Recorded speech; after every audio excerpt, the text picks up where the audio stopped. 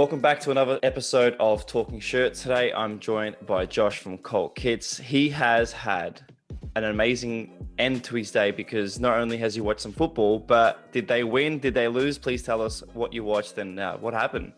Thanks, Alex. Thanks for inviting me on. I'm an Ipswich Town fan, if you can see that. And we just played Swindon Town, who are second from bottom in League One. We were about sixth. We lost 3-2. It was an absolute disaster, quite honestly. But you know, we're kind of getting used to it for the last 2 or 3 years. It's been absolute rubbish. So just getting used to it really. But just before I carry on, this shirt, if you're listening to this, you won't be able to see it. But if you're watching this shirt, it says it's the 40th anniversary of us winning the UEFA Cup, and we've just lost 3-2 at home to Swindon. So. Sobering thought that. That's pretty interesting. Like for me being an Australian, like I still learn a lot about the history of football across the world. And it's crazy to think that, you know, I fell in love with United because of my parents, and I've told this story many times. But there's so many other clubs out there that have done that sort of history sort of past, where like Nottingham Forest. I did not know about Ipswich Town's history. So they won the Euro or the UEFA, sorry. Yeah, the UEFA. So basically, in the late 70s and early 80s, we were good, and we were good. We were managed by Sir Bobby Robson, who who then went on to manage England. Yeah, and he basically took up. We were a small kind of provincial town, and he transformed the club, and we won the FA Cup in 1978, and we won the UEFA Cup, which is what I was just referring to, in 1981. And we were genuinely one of the best teams in Europe.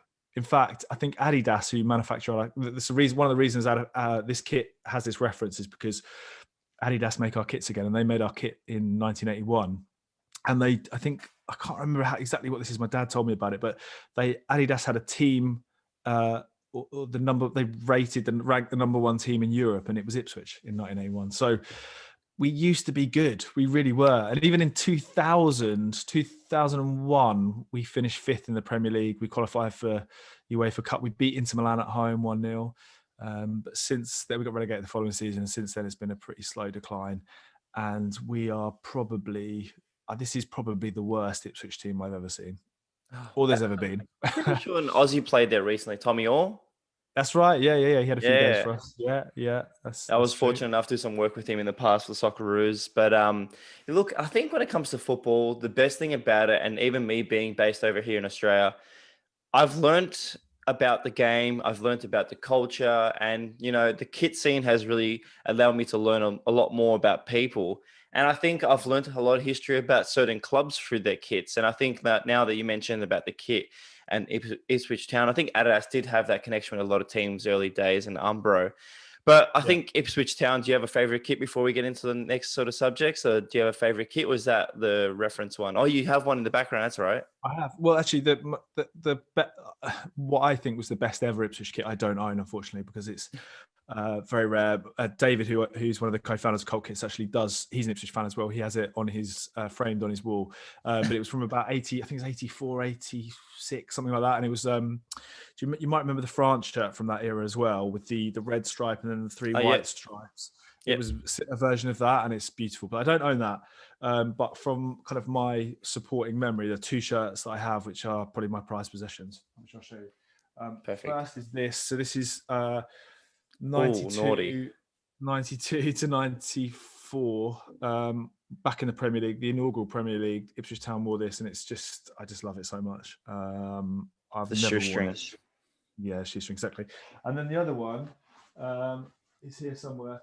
So I've never even taken the tags out of this. So this is I think it was about 89 to 92 or something. We had a third shirt, which is a bit weird because I don't really know why we had a third shirt. But anyway, it was a third shirt, and this was it. Wow. It was like classic Umbro of that era. Lovely kind of graphic. Hang on a minute, on the sleeve here, which I don't know if you can see that. Just brilliant. Still got the tag. I just cannot bring myself to either wear it or take the tag out of it. So they are my most treasured Ipswich Town shirts. Yeah. Look, that would be much more special if you haven't worn it. Like for me, I think there's only one kit that I haven't worn, and that's the one that I bought off the Cult Kit website, the PSG kit that I'll show during this episode. And Yeah. look, honestly, when I came across the website and I was like, oh my God, I think that was my first instance of coming across football shirts in a way, in a manner of speaking, that it was promoted in an art form. And, I think that was a couple of years ago, maybe 2, 3 years ago now. I've been collecting shirts for maybe my whole life, but not in a way that it is now. I think it's been a bit glorified now. And I think we've finally come to a part where we've sort of joined the scene, like the Pokemon collector cards and stuff like that. I think now Yeah. we've come to a time where shirts have basically hit the stock market in a way that we're all talking about the value, the decrease. It's almost become its own entity in many ways. But let's talk about you. So tell us about your role in the kit scene and how you came about creating cult kits with your friends. Yeah. Well, first of all, just to completely agree with what you just said, that's the only shirt I have which I've never worn. I don't tend to buy shirts to have them in a kind of box. I do like to wear them. That one I just can't bring myself to do it. But I think you're exactly right. I think football shirt collecting has almost become a bit like when like very wealthy people, i.e. bankers with no taste, kind of just accumulate art just because they know it's got a value, but they don't really Yeah. appreciate its kind of beauty. And I think there's a similar thing with football shirts. That sounds a bit pretentious, but so how did we get started? Well, basically, so I was a journalist by trade a few years ago, and my now brother-in-law is a graphic designer. And we're both massive football fans, and we used to buy each other football shirts pretty much every Christmas and birthday. It's amazing. Actually, it's his birthday just gone, and I just bought him the new France shirt, which I love. So we still do that. So, but then we said, well, why don't we kind of combine this kind of our kind of skill set and this passion that we have for football shirts, and let's create a kind of website that's about football shirts. So that's what we did, and then we kind of met Rob, who's the third guy, who was already kind of selling shirts, and we kind of came together. And Rob's got a great, the photography. I think I'm biased, obviously, but I think our photography is really good, and I think our imagery on social is really good. And that's to do with Davey, who's the graphic designer. And anyway, we all kind of pulled our sort of collective experiences and passions together, and that's how Cult Kits was formed. That's beautiful. I think the story of you and your brother-in-law buying kits is special because me and my mate Paul, and we've met each other through like a school here. It's called RMIT. I was going to say about that, and realized half the viewers and listeners probably don't have a clue what the place is. But I went to a school, and we became friends because we both wore football shirts, and when we were both studying photography, we're like, it's almost like the stepbrother scene. It's like, did we just become best friends? I think that's the best thing about football shirts is that it's a mutual sort of agreement in many ways. And it's almost like that step back that you look at a shirt and you think to yourself, like, we both have this appreciate and understanding of something in a different form, but to us, it's like a holy grail. But that's a really good story. I wish and hope that future brother-in-law of my wife's sister, hopefully we have this connection. But do you remember what the first shirt that you bought each other, or do you remember what the first shirt was? Oh, that's a good question. I think I bought him a really nice AC Milan. I think it was an Adidas. I think it was a reissue, actually, in fairness, but it was like a white. I think it was a white AC Milan shirt, and it was just, it was absolutely beautiful. And then I think I bought him a really nice, and he's not a Man City fan at all, but I got him the Umbro Man City shirt from about 91, 92, just because I knew he loved it, and we both really love the sort of that 90s era particularly, and we both love Umbro. So I think that was it. I can't remember the first shirt he bought me. I'd have to, sorry, Davey. I think it might have been an AC Milan shirt, which I think I might. You might have it. It could potentially have been this. I know he bought me this, but I don't remember exactly when. But it could potentially have been AC Milan Lotto from about 93, 94, something like that. I hope Lotto makes a comeback. Yeah, definitely. Yeah. So probably one of those. But there've been some kind of weird and wonderful, some MLS. I think there might have even been an Aussie shirt possibly as well. I can't remember now. But Yeah, so it's nice. It's not because the thing is sometimes it's difficult to, I probably shouldn't say this, but sometimes it is difficult to justify the expenditure on a football shirt, particularly as you get older and you have other kind of responsibilities. But when somebody else buys it for you, then that's absolutely fine, isn't it? And so Christmas and birthdays were always and are always exciting when I know I've got a shirt coming. I think even buying shirts for someone else is a bit always daunting because for me, if someone bought me a shirt, I don't really have a certain specific criteria.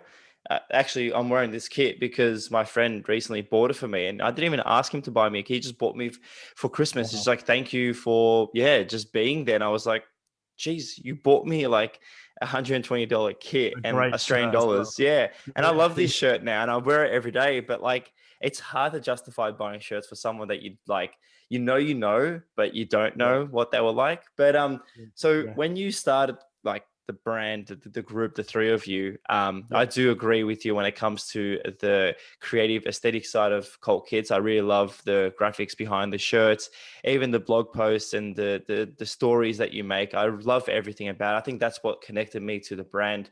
And right. I think personally, I have an appreciation for shirts, but the way you market the shirts was my draw too. But what made you call it Cult Kids? I know every time, like I remember when I was a teenager, I told my parents I was going to a club called Can't Say, and they always made fun of it, saying, where are you going? I'm like, I'm going to Can't Say, Dad. And he started laughing and told all his friends, is like, yeah, my son can't say where he's going. Was it calling or giving it a name the hardest part? And then how was it starting a brand for the business? Yeah, do you know what? I can't really answer that because Rob actually came up with the name way back when, and I'm not sure. I'm not sure what the process was. So me and Davey originally we started a blog called Box to Box Football, and then the Nice. two kind of were merged, and then Colt Kits was a sort of better description of what the business did, basically. So, so it's hard, I can't really answer for Colt Kits other than I do quite like it, and who doesn't like a bit of alliteration as well. Yeah, but Box to Box was Davey and my kind of invention. And yeah, well, I suppose we were trying to be not too kind of explicit about what it was we were doing. We're trying to kind of tap into that sort of, if you know culture. So yeah, I don't know, but Cold Kids I think really works. It's nice and short as well. And but interestingly, actually, we've been talking to some potential partners in China, and Wow. there's a slight issue with the name Cult Kits because the Chinese government aren't overly fond on the word cult. So we Nope. may need to rethink our branding if we were to go and branch out into China, but we'll see.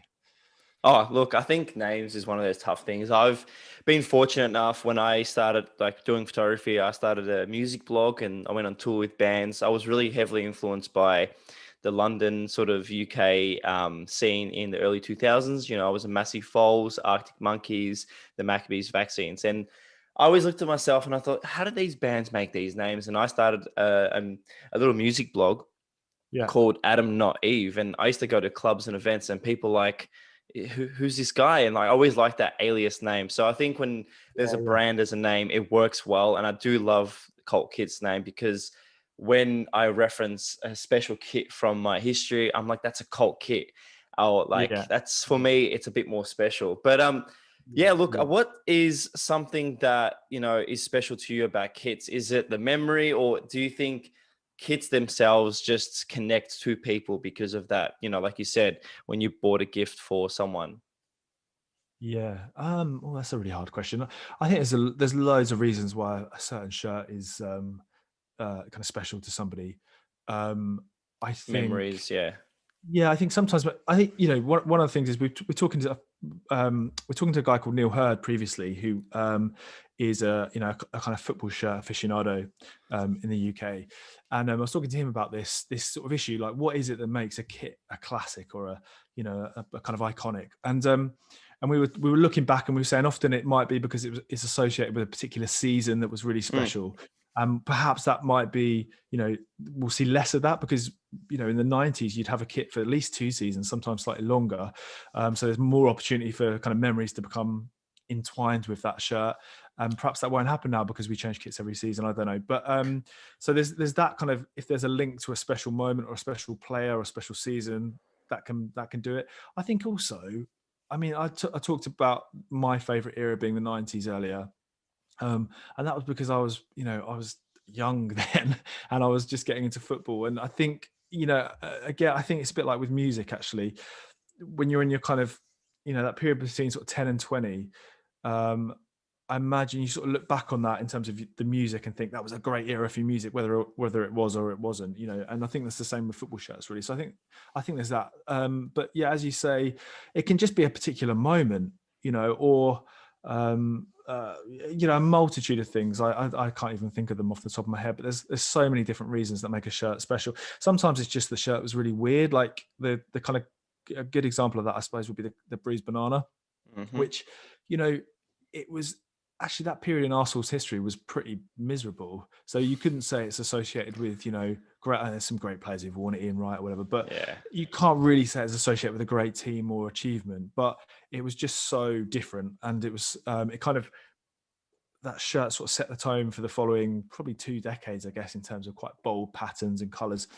So that's why it's, important and now, highly sought after shirt. So I guess there's so many different factors, but for me personally, I think it's just the shirts that really remind me of being a kid and just falling in love with football. It's a big thought. I have this conversation with a lot of people where do we see the kit scene in 10 years time? Like, I do hope for a lot of us, it's going to be booming, like we said, like music, because music never gets old. I think music's always in a way that we always get influenced by something new.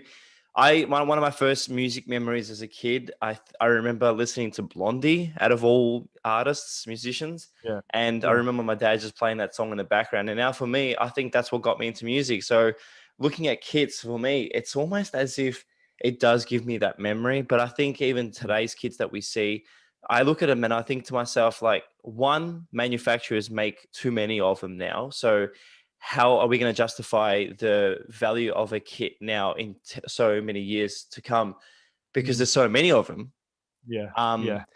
But I think, Definitely. I think like my favorite kit in the past 10 years that like makes me fight a lot of people is the United third kit this year, the black and white sort of camouflage design that they're all hating. Is there something in the current generation that you've looked at and a lot of people say, no, this is not going to be special, but to you, you think, well, let's see what's going to happen. I do you know what? I'm not sure. There's not necessarily the shirt I can think of off the top of my head that I think will perhaps, in years to come be really kind of sought after. I don't know, but what I do think is that that shirt and the kind of general trend towards more bold and kind of creative styles now has been born out of probably 2 decades of pretty kind of clinical and safe design. And I think, I think football fans are desperate now something a bit more. And so I think that's what we're seeing, this huge kind of, kind of broadening of the sort of designs and colors that we're seeing now. So, I mean, that one is an interesting one. It's a difficult time, I think, for designers, because they're trying to come up with something that's new and different and not too kind of derivative, and not being too kind of safe, but also not looking like they're just jumping on the kind of bandwagon. And I think there are some that's one what at the moment I'm not sure where it quite sits, and perhaps we'll have a different view in 10 or 15 years, as you say. I think the Dortmund home shirt, I'm not a massive fan of that either, and I know why Puma have gone down that route, because it's very kind of that 90s style and bold and all the rest of it, but not convinced by it. So yeah, I think it's a really interesting time for shirts. That period from 2000 to probably 2015, 2016 was, I don't love it, quite honestly. I don't think there were that many shirts that I look back on with a huge fondness. But again, it might be just because of my age. No, I agree. I think I say this a lot too. I think the Umbro generation's early 90s was my favorite. I think United were so blessed with a lot of different variations. We did see the Cantona kit. We did see the infamous grey kit. They got, subbed at halftime. That blue and white one. I've got almost every Umbro kit from United, except for this one, because this is only sitting here because of you guys, or is it this one here? And I was fortunate enough to see that in person, to a photo shoot with it. And I did a series on it, which I can't wait to share. But I think Umbro were just different. And even Adidas at that time. And then when United went over to Nike after the Umbro sort of generation, and we saw a lot of those kits on the FIFA covers and stuff with Rooney, Ronaldinho, that era. I wasn't Yeah. a huge fan of that generation. There were some No. weird kits that Ronaldo wore at United, and I thought to myself, how, looking back at it now, I'm like, how did a lot of these kits get approved by clubs? And Yeah. now looking at some of the kits, I'm like, geez, some of these clubs are looking at the weirdest designs and be like, yep, that's going to sell. Yeah, yeah, it's a really good point. We spoke Yeah. to we've talked to a couple of designer, the guy who designed the Brazil 2002 World Cup shirt, and that template kind of got used, didn't it? I think United had a version of it, and Arsenal did as well. And we were talking to him about that period and the fact that it was a bit of a change from the 90s, where anything went in the 90s, and suddenly it was much more kind of conformed, much more kind of conformity and all this stuff. And he said that one of the things is that brands will often come up with quite bold, ambitious designs, but the clubs are very conservative. And particularly the big clubs that don't want to take a chance, don't want to take a risk. That has previously been the case. And he said that's starting to change now because, well, for, I don't know, whatever reason, but I thought that was quite interesting, really, that clubs are actually the ones a lot of the time who are much more conservative than the actual brands. Well, we are fortunate because we do get to see people like agencies like we are, Asset FC, do something special for clubs in like around the world. So I do see fortunate times for designers now. I think a lot more manufacturers are looking at creatives and saying, hey, do you want to make something special? I did have a conversation with a certain gentleman from the UK that's coming out soon, where we spoke about the hit and misses of some collaborations. I think we're in a sort of scene now where kits are going through a lot of a change in a way that maybe that some may miss the boat because they're trying to try too hard. But I don't know. I think kits are always going to be special. We look at the crazy thing that we see with Pokemon now and how insanely priced they're becoming. And I wish my parents never threw mine out. Is there something that you ever had and you thought to yourself, I wish I never got rid of that. I wish I never sold that. Or is there something that you've always wanted and you can't get? I know you mentioned the Ipswich Town shirt, but is there something special? Like for me, it's definitely going to be the green and yellow United kit. I wish I had that. Yeah. I don't think I've ever got rid of a shirt that I really regret getting rid of. I don't think I've done that. Shirts that I would really love. Oh, that's a really difficult question. There's loads. Do you know I would love something like the Cameroon shirt from Italia 90. I love that shirt so much, or even the Mexico away shirt, the red Adidas away shirt from that same tour. Because that's the first World Cup I can remember, and your first World Cup is just like feels kind of unreal, doesn't it? It's like feels like something from another planet. So those two shirts, I just love the badge on the Cameroon shirt from Italia 90. It's just so great, and it's such a weird shirt actually. It's like that kind of two-tone shiny. Like ill-fitting. The collar was like a plunging V-neck, but it just looked great. And they were such a great team in that tournament as well. So maybe I'll go for that. A bit random. No, it's perfect. I think for me, like the Newton Heath based kit for United, it's going to be a hard one to find. Like I mentioned earlier before. So I'm thankful enough that you and the boys sent me over a box for photos, and it did come towards the end of the lockdown period that we had here. And I was lucky enough to get creative. I filmed some episodes, which will be going live earlier in the January. So this is why I wanted to chat with you. But like, I have never seen the Snowflake kit in person. And when Rob sent the box over, I opened it up and the first thing I saw was the Snowflake. And to me, my wife can even back this, I started crying. I think seeing that kit after, watching highlights, because I don't think I was old enough to even see Ryan Giggs or anyone wear that kit. I think that's the one kit as well, the Snowflake. I'm sitting up there because I don't want to sit in the box because it's going to get creased and I feel bad for it. But it made me cry. And then when I saw what the Human Race did with it, it sort of gave me a bit of a good vibe. But have you ever cried for a kit? And don't be scared to tell people. Oh, that's I'm not sure. I'm sure something's coming to the office and you're like, holy probably, fucking shit. Don't worry, you can swear to. Yeah, probably. Well, yeah, the shirt I showed you, the third shirt, that the white Ipswich Town third shirt was is probably the closest I've come, I guess, because uh, that shirt just takes me back to when I first got taken to football, really.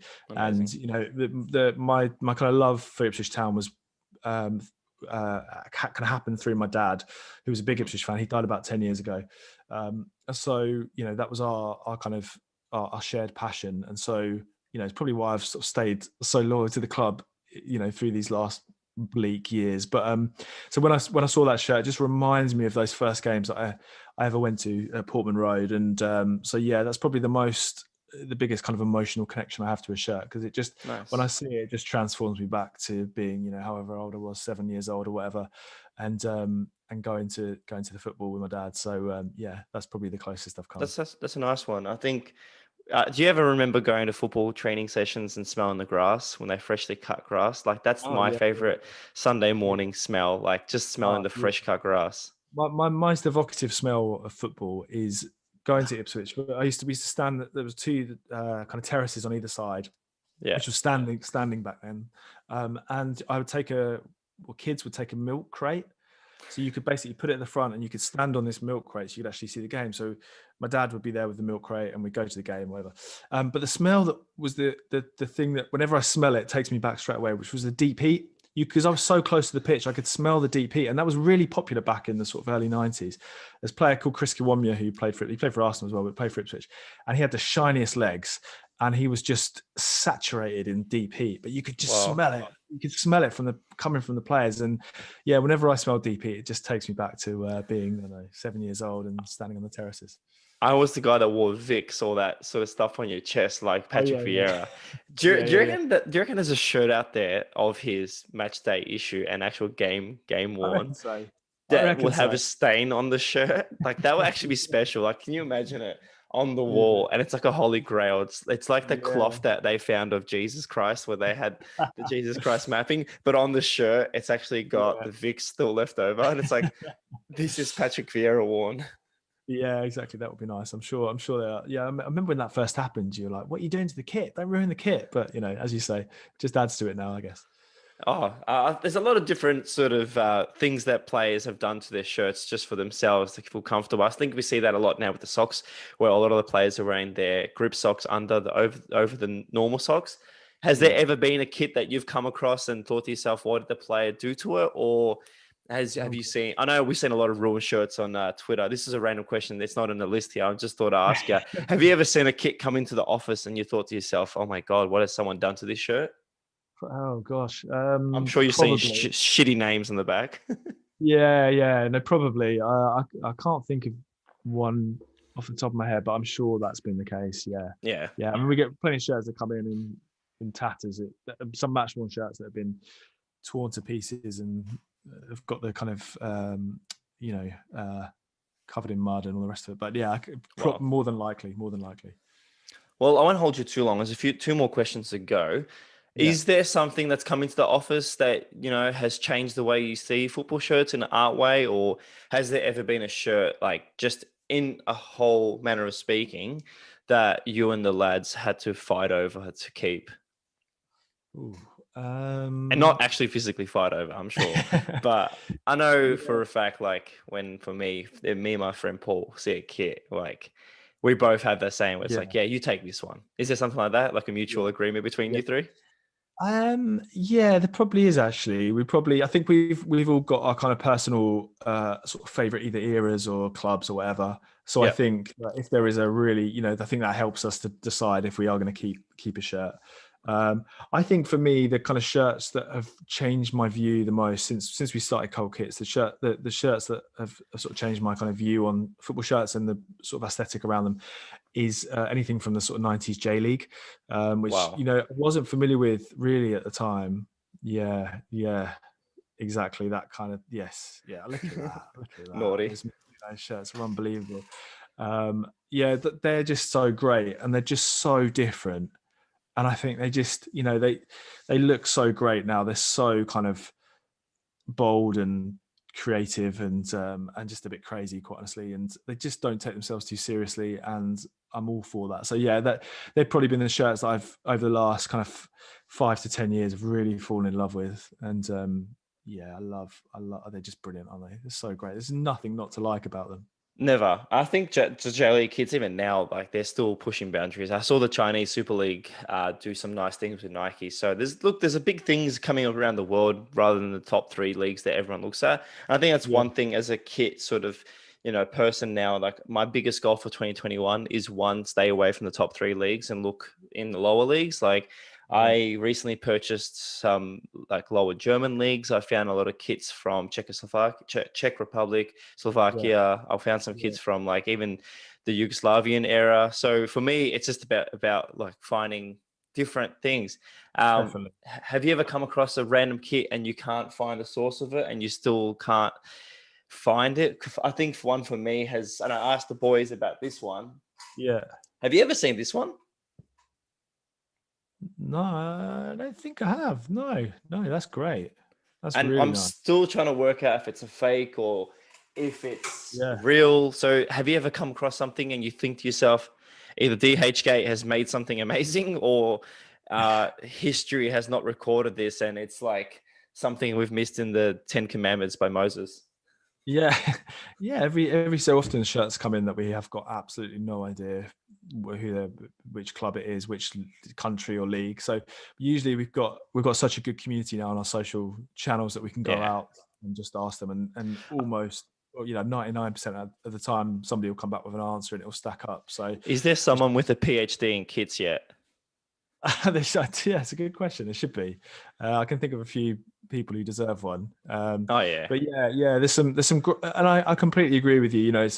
It's fine having the kind of big club shirts, but it's so great when you discover a kind of random team or a shirt that Hmm. you didn't know existed that's really creative. And it goes back to the point I was making earlier that the big clubs are or have tended to be more conservative in terms of the kind of the colors on the shirts and sticking to traditions. Smaller clubs are less like that because they have less to lose, quite honestly. So they've traditionally been more adventurous and courageous with their design. So you get some brilliant shirts from clubs that you might not have even heard of. Have you fallen in love with the club through one kit and now you have to get all of them? Um, that's a good question. I've always got a soft spot for 1860 Munich. Oh, naughty. That's a Always, really good choice. always. I just love that. Just can consistently have great shirts. You're gonna pull For one out. me, for Ah, me, no. For me, I yeah. fell in love with this Peruvian team, Oh wow, Alianza Lima. oh, that is beautiful. Look at the So traffic in the middle. I That's bought, really, really yeah, different. I Yeah, bought one kit from a local marketplace called Gumtree here in Australia, of course, called Gumtree. It's like the biggest yeah, Australian thing, of course. And then yeah. I thought to myself, I'm like, I love like football kits in many ways. And I was like, why don't I fall in love with the team and hopefully become one of the first Australians to collect every single jersey from the 1980s and get every That's year. brilliant. So Yeah, far I'm 7 kits deep and I've still got a that's few more to amazing. go. Is Oh, there that's so. anything maybe you want to look at? Is there a team around the world or even like a league maybe? Yeah, I would say. Do you know what, we sell a few. Hang on a second. Let me just find one. Yeah, okay. Where is it? This one here. So we Club America. We sell quite. We've got a few Yes. Mexican shirts. Oh, which is a great shirt.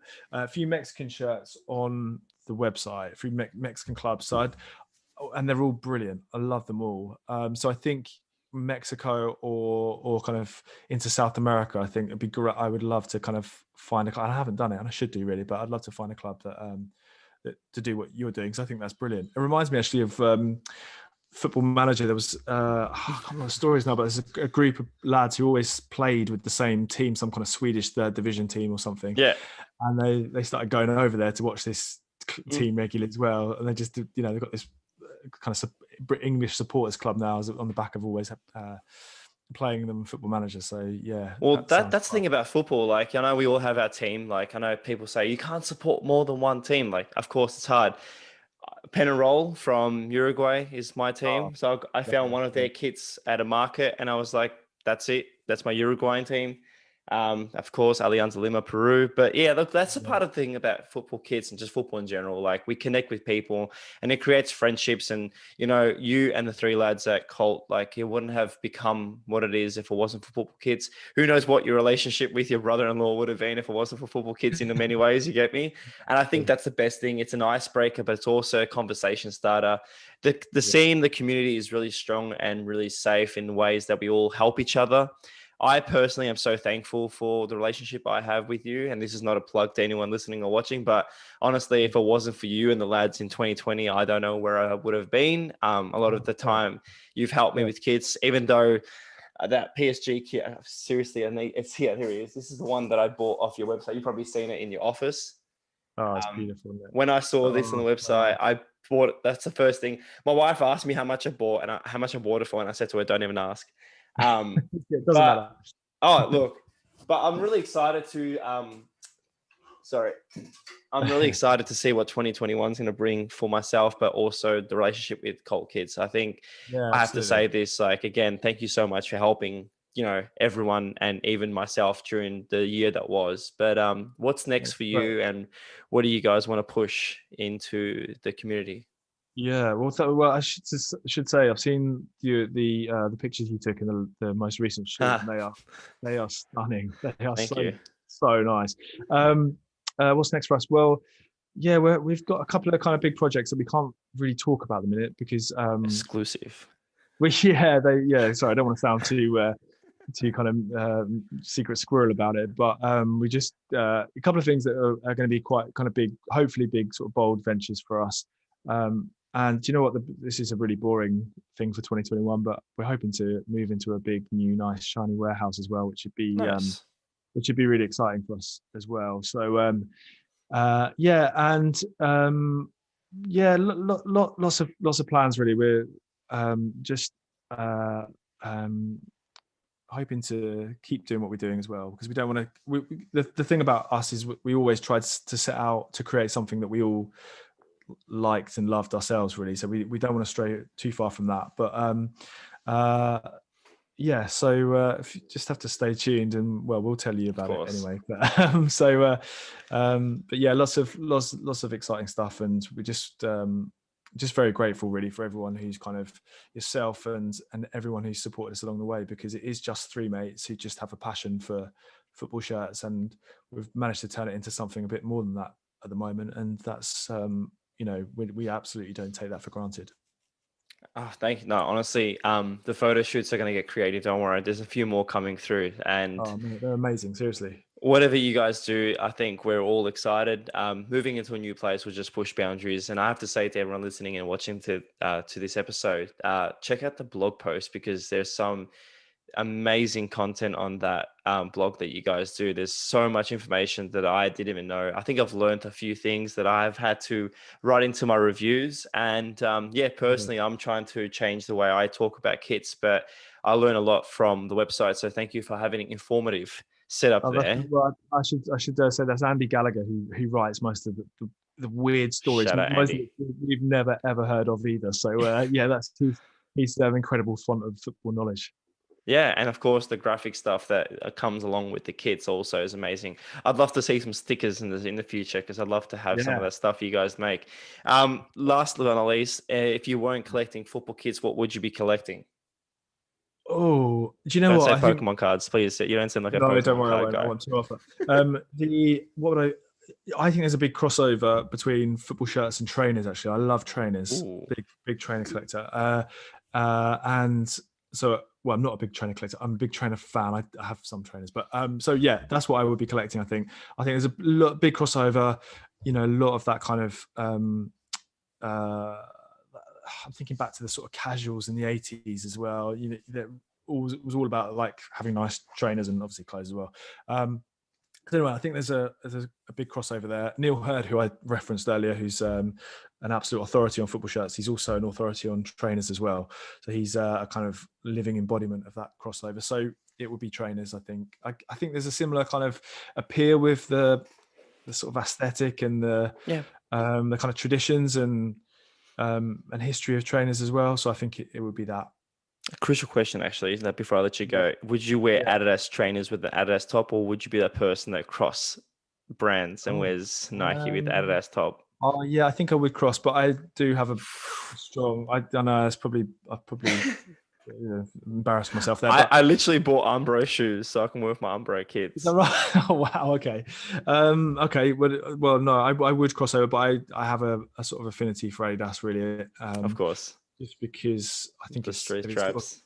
yeah, and it's got such a long sort of association with football in the way that Nike doesn't necessarily have. So I've always, yeah, Yeah, of and I love, course. as I mentioned earlier, I love Umbro, but yeah, that's quite a big investment actually to make sure your trainers match your shirt. I like that. It's great commitment. It is. And look, I think that's one thing we'll sort of push into when it comes to fashion of the kit and how it's worn. That's something me with my photos I'm trying to teach and even trying to educate myself is how I can wear a certain kit with a certain outfit. And that's something we're all going to learn over time. So, Um, so just a question for you on that. So, go. you were talking about Lotto earlier, and those kind of brands that perhaps we'd love to see make a Defunct. comeback. Yeah. How are you gonna match those up with your shoes? Well, I think like when I wear Umbro, I try to stick to something like Reebok. I think something a bit more sort of on the path of footballs in Yeah, the 90s and something a bit more brown and black, so leather. I try to stick to aesthetic with it or Converse. That's a bit more not the top three. And yeah, again, it's almost like I like to wear, if it's denim, I like to wear black or white. If it's corduroys, I can wear rolled up with the boots or something like Doc Martens. I yeah, think that's for me something I like to look at. And again, when I say cross branding, it's almost like if I was to go black denim jacket and pants, it's about like wearing the right sneakers. It has to be Nike if it's a Nike jersey. So it's sort of a seesaw yeah. balance. Okay, okay, fair enough. Fair enough. And what brands would you like to make a comeback other than Lotto? Umbro, 100%. I think Yeah, Umbro is doing well in a way that they did with the Werder Bremen. Even they did some like stay at home kits and even the Christmas kit. But I really yeah, would love to see Umbro put a lot of their eggs in a basket and say, hey, I think Umbro Korea has the best lifestyle brand, but no one really knows about it because no one yeah, promotes the Umbro Korea brand. I'd love to yeah, see Umbro make a comeback almost on the way that Nike did with their bespoke designs for Korea yeah, and Nigeria. So would you agree? yeah. Do you think Umbro needs to push their boundaries again? Yeah, well, I mean, they have kind of made inroads in the UK and obviously in South America and, as you say, Korea. But yeah, I would love to see a return of Umbro. We posted a picture of I think it was the Umbro, the England 2000 shirt, a Beckham Hmm. shirt on Instagram the other day, and a few people said how great it would be if Umbro had the England contract again, and I just couldn't agree more. It'd just be so nice. And also, it's nice, when you have a manufacturer that is from your country as well. There's a sort of synergy and a kind of warmth to that, I think. So yeah, it'd be lovely to see Umbro. Kind of, I guess it's probably unrealistic to think they're going to be back where they were in the start of the Premier League when they made like half of the league's kits, but Yeah. a few more would be lovely. That's probably a good say. I think they are back, but I think maybe the focus is on them because Nike and Adidas have stolen the limelight. Even Puma now with what they've done with the Paisley stuff and all the amazing stuff they did with Man City. People may say they dislike it, but I think what Puma did for Man City is just change their approach to a football kit. I think all three kits they made was something different. Yeah, But yeah, we'll never see. But yeah, honestly, kits are going to just change every year. So who knows what Man City is going to get with Puma next year? yeah. No, definitely. Let me just another brand that I would love to see back. Well, they're coming back, and we made a Can we I made guess? go on. Is it penalty? It's not, but that is a great shout, by the way. Great shout. But no, we did a collab with Maber. Oh We made wow, yes, good shout out. we I was made a going to ask you to show off something. yeah, we made a tie dye collab with them. It's so nice. Is I there love it. some still in stock? Because I wanted to buy one, but the boys were I, saying they're sold I think out. they've all gone. I think they've all Oh, for gone. Yeah, fuck's we sake. made them in quite limited numbers, and they sold in like 2 days or something. But That's a Maber's good. just Maber, Yeah. yeah. Maber's got such great tradition, obviously in Spain, with Barca and Sociedad and one or two others. Hmm. Um, so uh, and yeah, they're back in the sort of football lifestyle space at the moment, which is really great because they're coming up with some really nice stuff. And I understand that they're in talks with some clubs as well. to start manufacturing. We'll see a Reebok and Roma, hopefully, not New Balance. I'd love to see Reebok make a comeback. Yeah, definitely. Well, I think one last shout out would be, I'm really excited to see what you guys do with the socks and a lot of other things that you're creating. Honestly, it's been a pleasure speaking to you. I know I'd love to speak to you a lot more, but I know it's a Saturday night and you probably want to hang out and just chill for a bit more. Is that home defeat? Yeah, don't worry. I think Yeah, United's yeah. winning right now. Yeah, we're winning 1-0 against Watford, so I'm really happy with Okay. that. Saucy McTominay scored the goal, so I'm happy with that. Very good. Very good. Is there anything you'd like to shout out, or anyone you'd like to shout out and say hello to?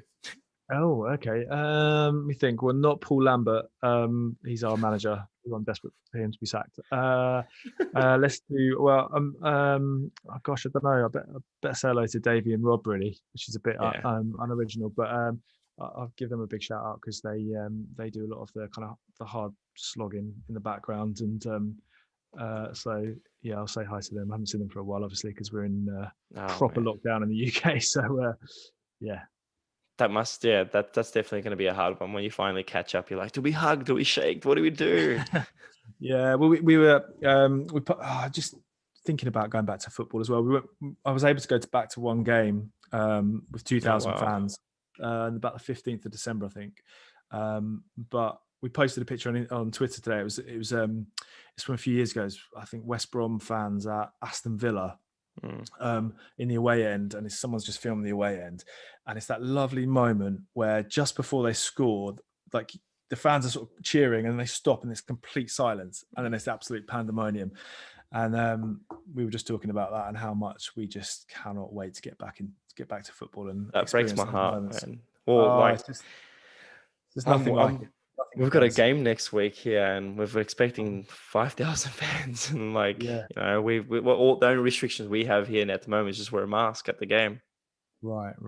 Oh well, that's great. It's hopefully tough. Well, if you ever want to move to Australia, it's more than welcome to. Yeah.